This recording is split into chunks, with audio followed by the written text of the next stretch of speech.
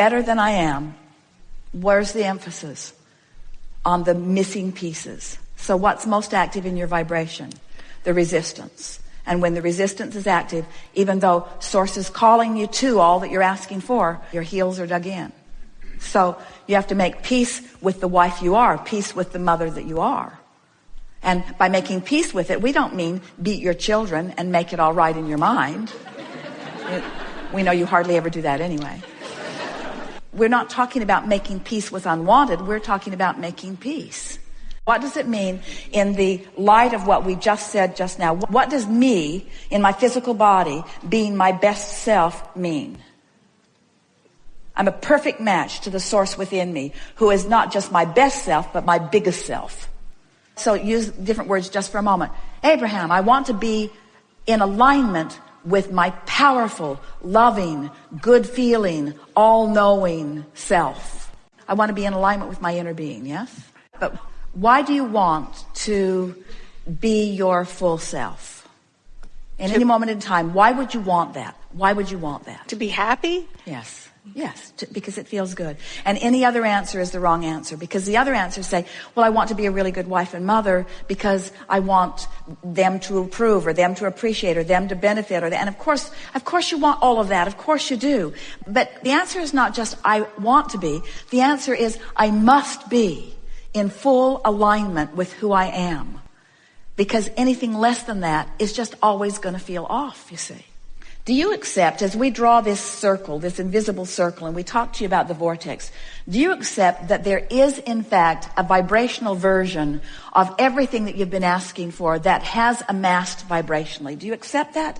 It's an important key to this, and we know it's hard to accept because you can't see it. You can see what's manifested in terms of a relationship. You can see what's manifested in terms of your finances or your physical apparatus. You can see evidence of what's manifested. But this vortex that we're talking about, since it's a vibrational version, you can't yet see it. You can't yet hear it. It's not tactile yet. It hasn't come into full view for you. So for most of you, it must be annoying. It's a concept. As we wave our arm and point at this place and tell you it's a vortex and tell you that the larger part of you and everything that you want is in it, we want you to conceptually get it. But what is the first way that you're going to actually know the reality of this vortex? How can you know that it's true? What's the first evidence that you're going to get about the existence of this vortex?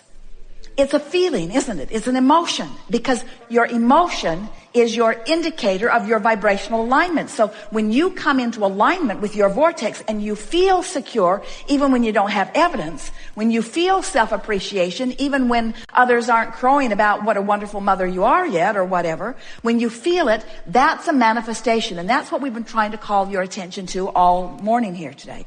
We want you to accept that manifestation, which is a manifestation of an emotion, that once you find that, now you're in the vortex. And once you find it and know that you've found it and find it again and again and care about finding it, and it becomes the thing that you care most about finding, now you're hanging around in the vortex more and more and more, and now the other manifestations that you so much want have to reveal themselves to you and will reveal themselves to you, because you're not doing that thing that's keeping you vibrationally out of the vortex. Does that follow?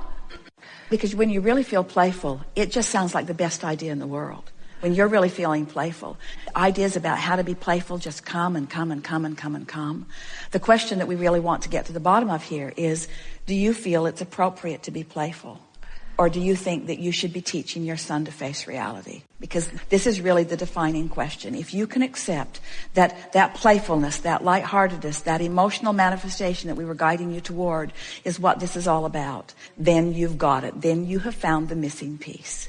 And once you show yourself that you can be consistently playful, and it's not easy. We know you've been dealing with a lot of stuff. We know that we're making lighter of a situation than you really want to make light of. But we promise you that if you can discover, and you can, on a regular basis, this playful spirit that is really within you.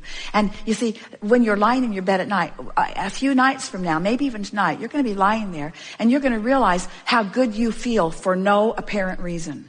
You're just going to be feeling lighthearted. And once you turn that corner, once you really feel that way, what happens is you will begin rendezvousing with everything, anything and everything in your life, especially with the things that matter most to you, on the basis that you have established, because it's like that thing that we were talking about earlier. If you're vibrating here in playfulness and your son is vibrating here in anxiousness and anxiety, one of you is going to dominate the moment. Who is it going to be? And you've been given in way too easy. You've been given in way too easy. And he really wants to join you in the playfulness. He has many inspired moments, you see. We want you to stop assuming that he's always in a wrong place. And we're going to give you some new numbers. He's playful more than you are. He's playful at least 60% of the time.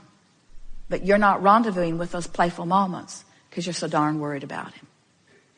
And once you find this playful vibration, once you find this secure place, once you find this thing that you asked for the moment you sat down, once you find the alignment that gives you the power to assist someone that you really care about in finding their alignment, once you find that, this sense of well-being and security will just waft over you. And this is the thing that's most interesting about it. You're not going to need the evidence right away once you find that.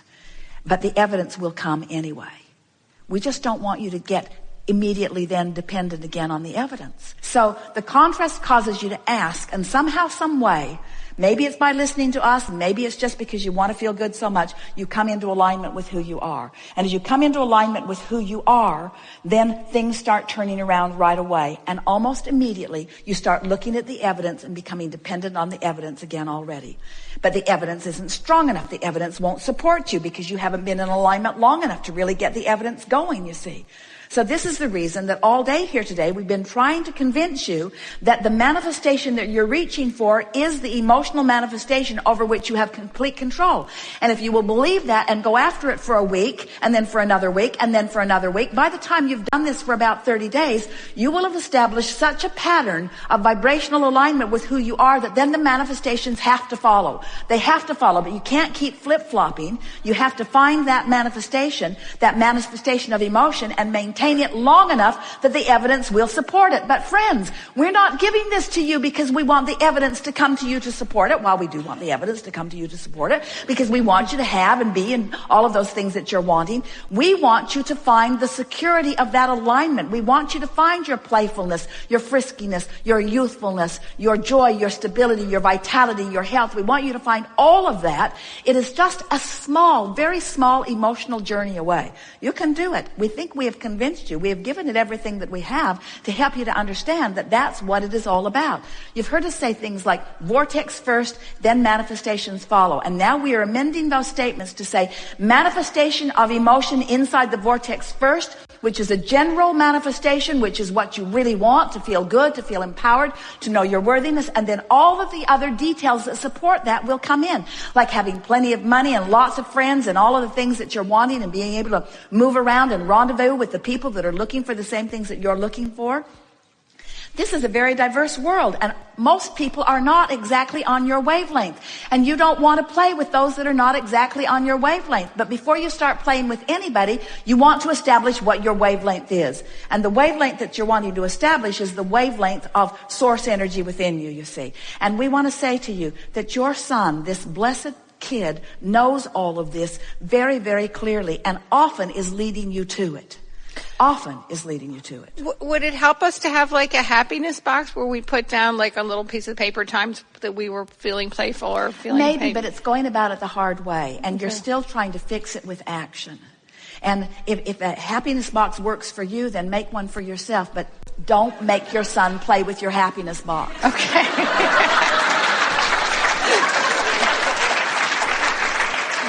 Anything that causes you to focus helps, you see. Anything that causes you to focus helps.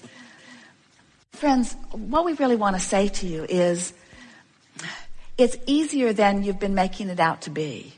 But you don't try very hard until you feel desperate. But when you're desperate, then it's a little bit harder, because then you've got all that manifestation that you have to overcome. But it really is an easy thing. These things we know about you. You are source energy in physical bodies, here intending not just occasionally, not just at the basketball game, not just at the football game in the moment of the touchdown of the team that you've bet your money on, not just at those peak moments. You have intended to experience bliss and joy and satisfaction and peacefulness and contentment and invigoration and passion, or some version of all of those things in every moment of every day. You are powerful, genius, brilliant creators, and the source within you is reveling on that wavelength and having those feelings all day, every day. And when you feel less than that, it's only because you're focused in a lesser vibration than you are worthy of, a lesser vibration than you deserve. Life is supposed to be fun. It's supposed to be fun. When you meet people, you're supposed to like them. When you listen to people, you're supposed to find interesting things. In every moment, there is the potential of a succulent, delicious thing occurring in every moment. And if you're not having lots and lots and lots of those moments, it's because you're vibrationally out of whack, and you can do something about it, you see. It's so worth doing something about it. Don't ask anybody to change. Don't ask anything to be different. Don't ask one thing to be different. Just accept, I have the power to feel good anyway. I have the power to feel good, even though my government has lost its mind. I have the power to feel good, even though the weather is not my favorite. I have the power to feel good, even though I have the power to feel good because I choose to, and because the source within me already is there and is rooting for me, is beaming a signal to me. And anything less than that is only because I'm not making the effort to focus myself into the feeling, which is the easiest thing in the world to do.